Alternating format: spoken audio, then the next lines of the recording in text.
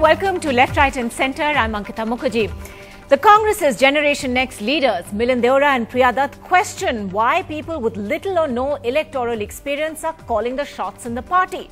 We ask tonight, should dropping unelected advisors and ending coterie culture be the first step in the Congress's roadmap of revival? Also in the show, noted writer Ananthamurthy is given police protection after he faces a volley of abuse over an earlier statement where he had said he would leave India if Narendra Modi becomes Prime Minister. After the massive mandate for Modi, has the space for dissenting voices shrunk even further? That's coming up later on in the show. But first, our big story tonight. In the immediate aftermath of its near decimation in this election, Congress leaders appear to have closed ranks behind the Gandhi family. But that's no longer the case. The Congress is facing dissension from east to west, an open revolt by MLAs against the Chief Minister in Assam, to two young leaders, as we said, Milind and Priya Dutt, speaking out about the disconnect between top leaders and ground realities. I think the connect which elected representatives have on ground level, nobody can have. And so I think we need to bridge that gap. We need to bring, that right up to the leadership.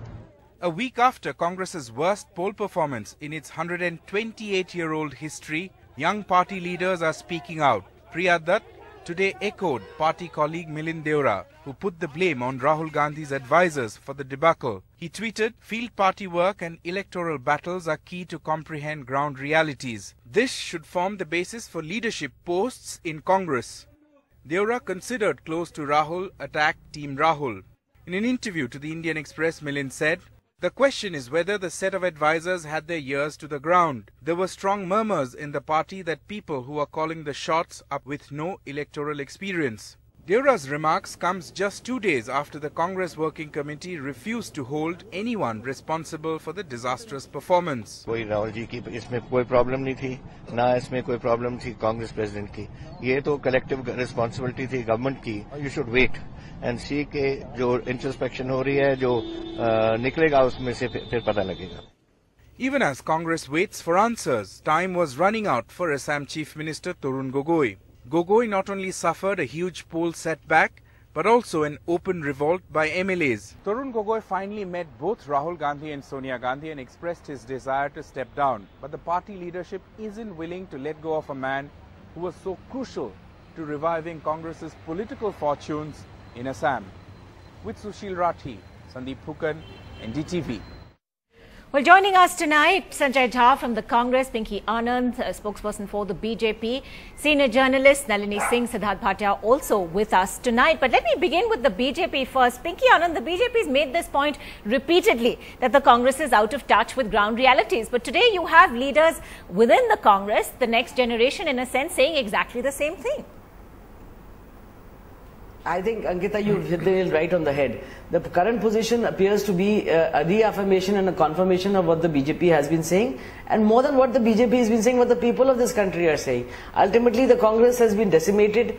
No presence of the Congress is apparent. Look at the number of votes that the Congress has gotten, the seats that the Congress has gotten, and you will understand where the answers come from. This entire legacy of Gandhi family that was sought to be perpetuated and thrust upon the people of this country has gone through a disaster situation, and that is why you're finding that people within the Congress are also confirming the position and saying, we want out of this, we want a legitimate situation of governance, which is going to be only after some kind of resurrection whatsoever. So what is this resurrection then? Sanjay Jha, come in on this. Hasn't the problem of unelected advisors, whether it's to the Congress Working Committee, whether it is to, advisors to the top leadership, been the Congress's biggest stumbling block in this election? Now, Ankita, since Pinky and I have been on many an acrimonious debate together, first I would like to congratulate her on the victory of the BJP. Moving forward, there is no denying that at this point the Congress party needs to do a very thorough self-examination. Giving full credit to the BJP for its campaign or Mr. Modi for, traveling across the length and breadth of the country. The truth is a lot of people in the Congress believe that this was an election that we lost much more than that the BJP won. Having said that, the truth is that we are sitting with a very limited number of seats in the opposition. The fact is that if you look at Milind and Priya Dutt, now I happen to belong to the South Mumbai constituency from Milind which is represented by Milind. And even the most die-hard critic of the Congress, or maybe somebody from the BJP, when I spoke to them before the results were out, they considered that at your worst, you will definitely win South Mumbai and Priya Dutt will romp home. Now, the fact that that hasn't happened clearly means that we have definitely some humongous challenges to confront. Now, whether there are a series of small mistakes or a few monumental errors of judgment. No, but Sanjay Jha, address what your own leaders are now saying. Address what your leaders are now saying. These are two of your most well-known faces, in a sense, of the younger generation. A lot of hopes perhaps rode on them in earlier elections, which they won very convincingly as well. They are now raising very pertinent questions about who the top leadership's advisors were and whether they had any connect with the ground reality, lessons from the ground, people on the ground. How are you responding to them and their concerns? Yeah, Ankita, let me answer that. I have been with the Congress since 2004, and I can tell you in both the 2004 and 2009 general elections, the team that I don't know who are being alluded to as being as advisors, the team has been more or less consistent. Now, when you run into a campaign, you campaign to win. I can tell you that everybody in the Congress party, from the top leadership to the advisors to almost every MP who had a ticket or those who got fresh tickets, all of us were fighting to win. Nobody fights to lose. We were hoping to do remarkably well. Now, some things have definitely not worked. I'll only say one thing here, Ankita. There is obviously a combination of factors, and we need to accept that. And the only answer that we'll get, and that is the point perhaps that Milind is making, is that when we do this self-examination, we need to be strict, we need to be stringent, we need to be uncompromising, we can't turn a blind eye to it. But where is this self-examination happening? Let me just take this across also to Nalini Singh and Siddharth Bhatia as well. Nalini Singh, Milind Deora is clearly singling out Rahul Gandhi as well. I mean, he says the people who take this advice given by strategists who are perhaps not connected to grassroots or haven't sort of had electoral battles, the people who take the advice also have to bear the responsibility. Now, are the knives out? I think Milind Deora is actually hitting at Rahul Gandhi, and I'm just as a neutral observer, I'm really happy for the country, for the Congress party, that this is happening. If there was lack of connectedness of the advisors to the ground reality, why did Rahul Gandhi not pick it up? He traveled, he slept in Dalit homes, he traveled all over the country. Could he not see that there is a disconnect? In which case, why did he not effect a course correction? I was speaking to somebody who was in the Congress Working Committee that day, 2 days ago. And I said, what a show was that? What were you saying? And he said, Dr. Manmohan Singh made a speech and everybody clapped. After that, nobody had the guts to tell the truth. And I'll tell you what the truth is. Today, and I'm nobody at all in this country, but I have been accosted or approached or whatever by quite a senior Congress party leader saying that, what the BJP, the Narendra Modi is saying is closer to my concept of what the nation needs just now. And I think, the person said, I think I want to jump ship. And it's ironical because Priyanka Vadra Gandhi had actually said, wo chuhon ki tarah kyun dar ke bhag rahe hain. So actually it is this ship which is sinking, and the rats might be wanting to leave. And I know I'm being very severe, but that's it. And also, let me just say, there are very harsh, brutal things one has to say, kindly. And that is that if you remember, Forbes yesterday had said that this is Rahul Gandhi is the former future Prime Minister of India. And I think somebody might have to realize that. And I hope I'm wrong, but the former future Prime Minister of India was what was said. Former future Prime Minister of India. Siddharth Bhatia also come in on this. Has this really become a party that's now no longer accountable even to its own leaders?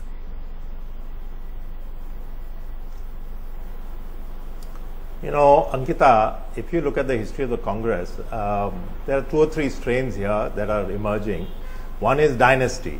Now, in 2009, Rahul Gandhi delivered 21 seats in UP. At that time, there was no question about dynasty. So it's not as if the dynasty per se is, in fact, the dynasty, as we call it, has got its ear to the ground.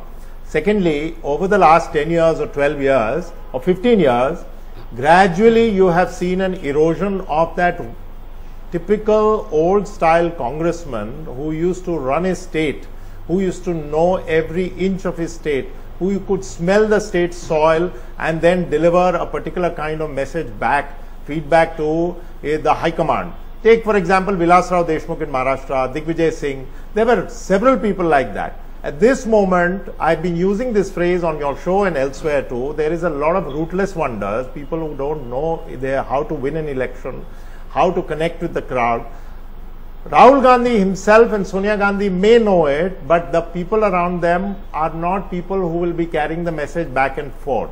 So when Priya Dutt says, Priya Dutt, who probably is one of the better candidates in this city and has complete connectivity with her constituency, has lost to Poonam Mahajan, who was a non-entity in Bandra and in her constituency, because as Priya Dutt has rightly said, that when we have connectedness, there is absolutely no voice that can get carried. So you see what has happened is it's been a gradual erosion. It's not something that has happened in the last 3 months. Combine that with an onslaught of a campaign in which, as they used to say during Rahul Gandhi's time, you put a lamppost and they'll win, and you've had this perfect storm for the Congress, and in fact it is for the good of the Congress that it has received this shock. Now they can start building from here and take some serious structural measures. Okay, what serious structural measures are we going to see though? In a Congress working committee, we saw all the talk about taking collective responsibility, but no apportioning of any sort of responsibility specifically. Sanjay Jha, Kamal Nath talking to NDTV just a few days earlier, saying very strongly, end the culture of patronage, hold internal elections, hold polls for the Congress working committee, empower your state organizations. Are any of these messages actually going across to the top leadership? No, I'll tell you something, Geeta. I know we have lost. It's been a very stunning defeat. But if anybody is beginning to write off the Congress party, I think you do so at your own peril. This party has some excellent leaders. It's got outstanding experience, and it has intrinsic strengths that, even despite coming down to 44 seats, with a vote share of almost 20% tells you, where we have been, facing the onslaught of a lot of negative publicity, perhaps the worst anti-incumbency that we never expected. I think the dismay in the Congress that is higher this time is that if you had done bad, if you perhaps felt that you hadn't done well at all, then you would possibly be reconciled to a defeat of this magnitude. But a lot of us believe, and I think we are convinced, that there were many things that were landmark achievements that we had to feel very proud of as a nation, as a party and a government, that I think we somehow could never get out. Pinky Anand, I can see you smiling sardonically there. That we have to take responsibility for. I want to make just one last point. Pinky, just one last point. This theory that the Congress... just one last point. This theory that the Congress seeks to propound to say they didn't market themselves well. I mean, what was the marketing required for? For the 2G scam? For the Commonwealth scam? For the coal scam? I mean, where are we talking about? Are we talking about the Congress defending how they could not control the inflation, how they could not control the current account deficit, how they could not bring the GDP up to any level of we're veering away from the subject of today's discussion. Sanjay Jha. No. The subject of today's discussion, only one part I was wanting to say, Ankita. Yes. The fact that even the Congress was very sure and it realized that it is going down. I don't think the Congress had given it its weapons altogether. They were very sure that Modi ji is succeeding full scale, and they have no hope in any situation to get past anything. That is the current situation of the Congress, and of course we don't want to be advisors to the Congress what to do, but it is obvious that they've been wiped off as far as this country is concerned.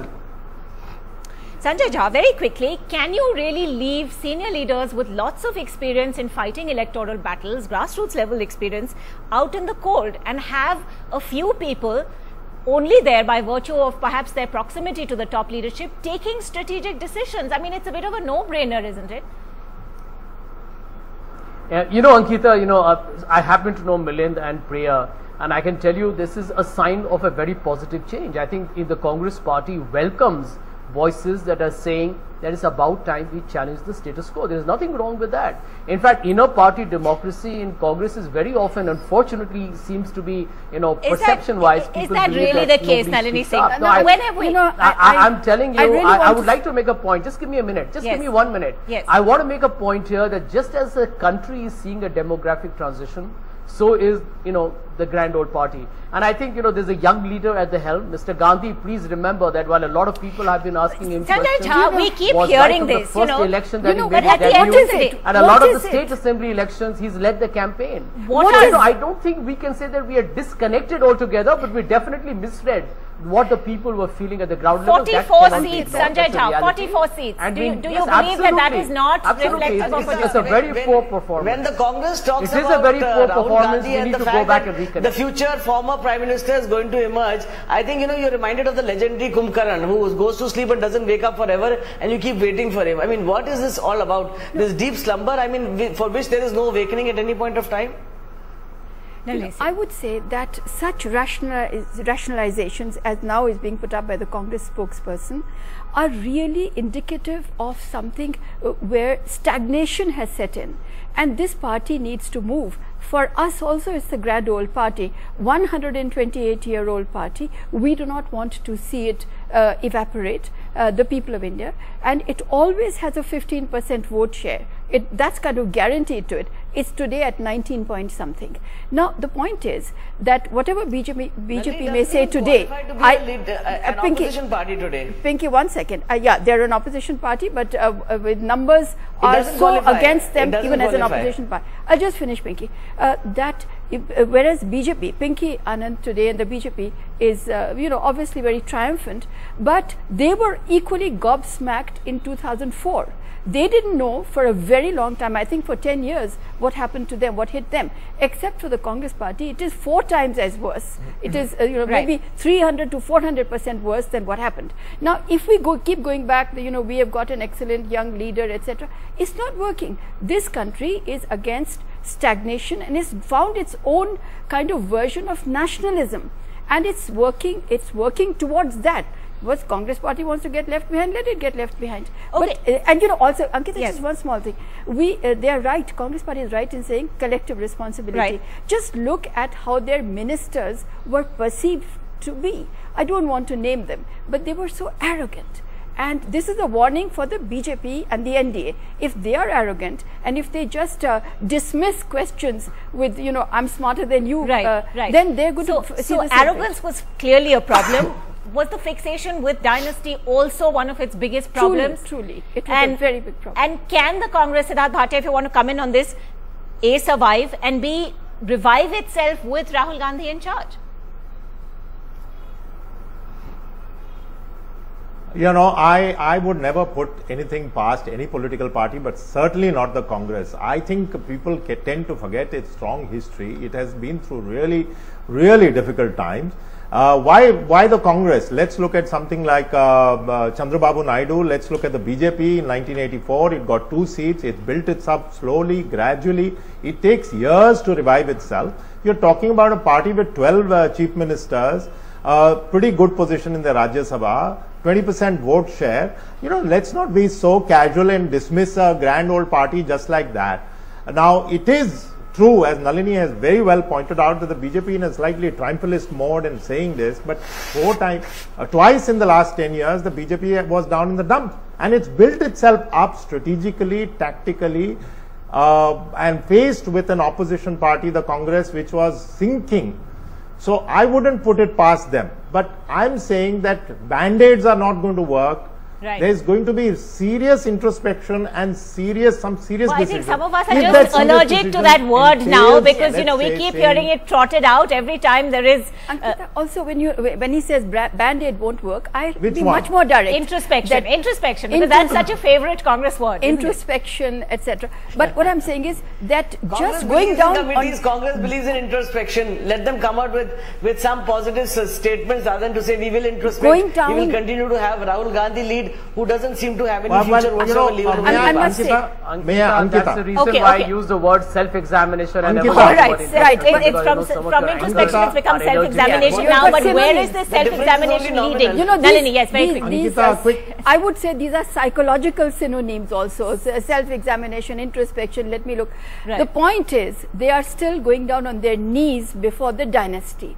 and they are saying that they have this one young leader. He's a very nice person, I'm sure. But if he's not leading you properly, then if you're willing to give him 10 years, fine. Then there should be a proper, you should have benchmarks for how he is to perform. You lose state assembly after state assembly. You lose 4, and you say, but we won Nagaland or Mizoram.